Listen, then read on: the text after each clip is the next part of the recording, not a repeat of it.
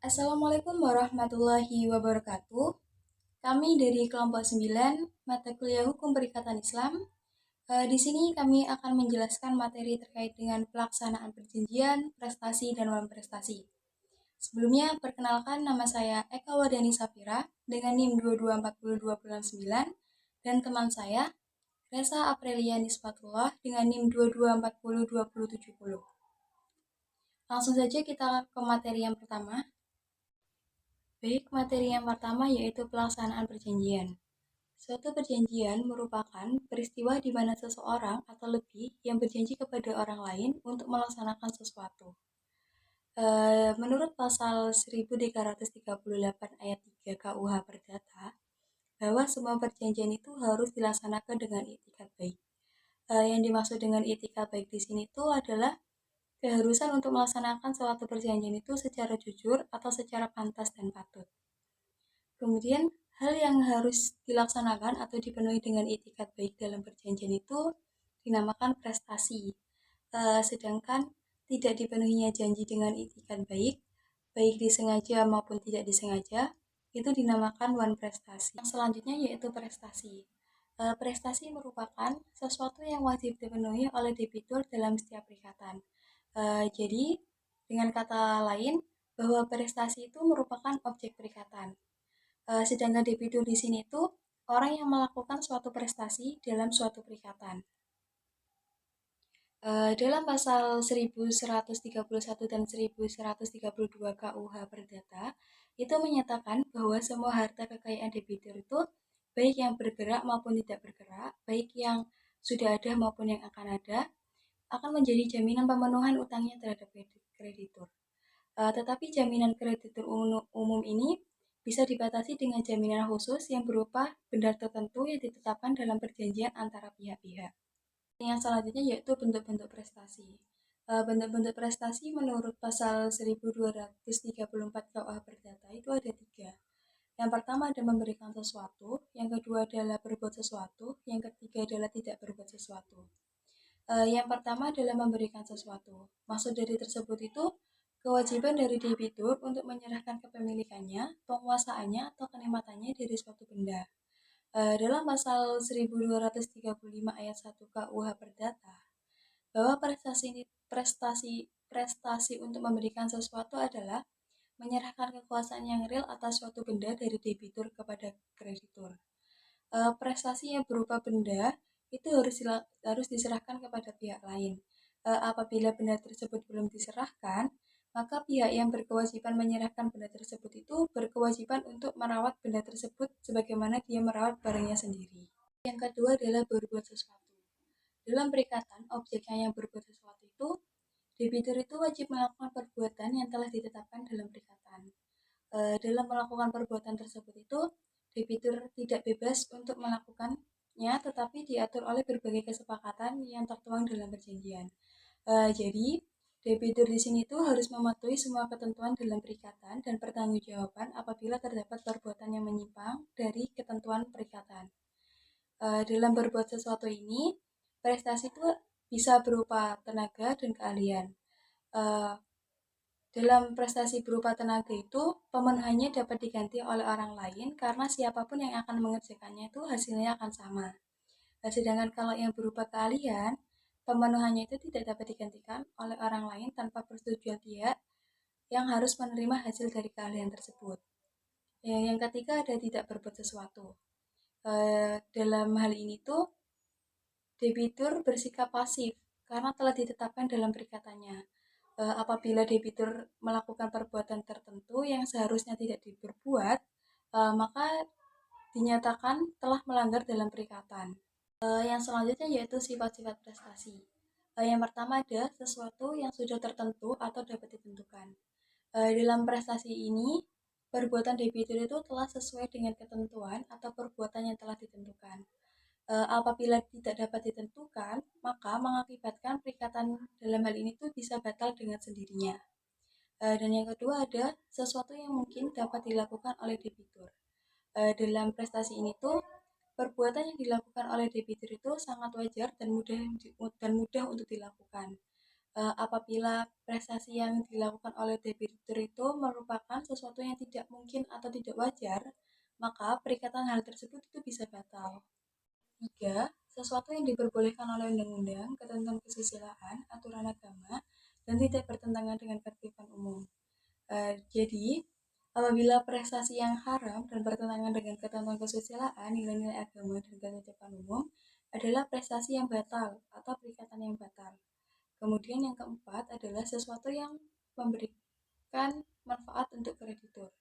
Jadi dalam prestasi ini tuh manfaat dalam arti benda dan jasanya sehingga kreditur itu dapat menggunakan, memperdayakan, menikmati dan mengambil hasilnya.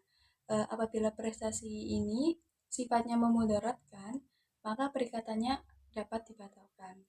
Dan yang kelima adalah terdiri atas satu atau lebih bentuk perbuatan. Jika prestasi ini tuh berupa satu kali perbuatan yang dilakukan lebih dari satu kali, maka dapat mengakibatkan pembatalan perikatan. Baik, di sini saya akan menjelaskan tentang wan prestasi. Jadi apa sih guys wan prestasi itu? Jadi wan prestasi adalah tidak terpenuhinya suatu kewajiban atau kelalaian atau keterlambatan yang dilakukan oleh para pihak yang melakukan perjanjian. Nah, wan prestasi ini biasa kita dengar itu dengan istilah ingkar janji guys. Di sini menurut Subekti, wan prestasi adalah apabila si berutang atau debitur tidak melakukan apa yang dijanjikannya, maka dikatakan ia melakukan wan prestasi. Ia alpa atau lalai atau ingkar janji atau juga ia melanggar perjanjian bila ia melakukan atau berbuat sesuatu yang tidak boleh dilakukannya. Perkataan wan prestasi ini berasal dari bahasa Belanda yang berarti prestasi buruk. Nah, apabila kita di pengadilan dan ingin melakukan dengan bukan melakukan, ingin melaporkan dengan kasus ingkar janji itu di dalam istilah hukum itu namanya wan prestasi. Baik, selanjutnya yaitu bentuk-bentuk wan prestasi. Di sini tuh wan prestasi mempunyai 3 bentuk. Yang pertama adalah tidak memenuhi prestasi sama sekali. Sehubungan dengan debitur yang tidak memenuhi prestasinya, maka dikatakan debitur tidak memenuhi prestasi sama sekali. Dalam hal bentuk prestasi, debitur dalam perjanjian yang berupa tidak berbuat sesuatu akan mudah ditentukan sejak kapan debitur melakukan wan prestasi, yaitu sejak pada saat debitur berbuat sesuatu yang tidak diperbolehkan dalam perjanjian. Seumpamanya seperti ini guys. Jadi ada dua orang yaitu si A dan si B. Si A adalah pemilik perusahaan yang ingin membangun perusahaan dalam kurun waktu 1 tahun. Lalu si B adalah sebuah proyek yang mengiyakan dan terjadi perjanjian atau kesepakatan antara si A dan si B ini tadi. Lalu dalam kasus ini si B atau proyek tersebut tidak membangun perusahaan sama sekali atau malah kabur dari perjanjian itu. Lalu yang kedua adalah memenuhi prestasi tapi tidak tepat waktunya. Jadi ini tuh dimana debitur memenuhi prestasi atau melaksanakan apa yang diperjanjikan, tetapi dalam hal ini pemenuhan prestasi terlambat dilakukan sesuai dengan batas waktu yang ditentukan pada saat ada kesepakatan antara kedua belah pihak atau beberapa pihak dalam perjanjian menyebabkan kreditur mengalami kerugian. Di sini contohnya seperti tadi, dua orang yaitu si A dan si B. Si A adalah pemilik perusahaan dan si B adalah proyek. Si A ini menginginkan pembangunan perusahaan itu dalam kurun waktu 1 tahun dan si B ini mengiyakan sehingga terjadi kesepakatan. Lalu dalam kasus ini si B melaksanakan tugasnya melebihi batas waktu yang telah ditentukan dan waktu ditagih oleh si A, dia mengatakan perusahaan ini belum selesai. Seperti itu adalah bentuk yang kedua. Bentuk yang ketiga yaitu memenuhi prestasi tetapi tidak sesuai atau keliru. Karena wan prestasi atau kelalaian mempunyai akibat-akibat yang begitu penting, maka harus ditetapkan terlebih dahulu apakah si berhutang melakukan wan prestasi atau lalai, dan kalau hal itu disangkal olehnya harus dibuktikan di muka hakim. Kadang-kadang juga tidak mudah untuk mengatakan bahwa seseorang itu lalai atau alpa karena seringkali juga tidak dijanjikan dengan tepat. Seperti contoh,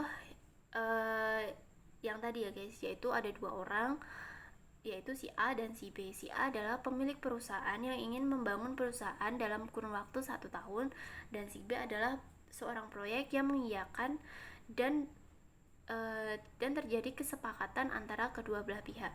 Nah, dalam kasus ini si A ingin membangun perusahaan 4 lantai, tetapi si proyek tersebut malah membangunnya menjadi 3 lantai. Nah, itu menjadi contoh bentuk wan prestasi yang ketiga.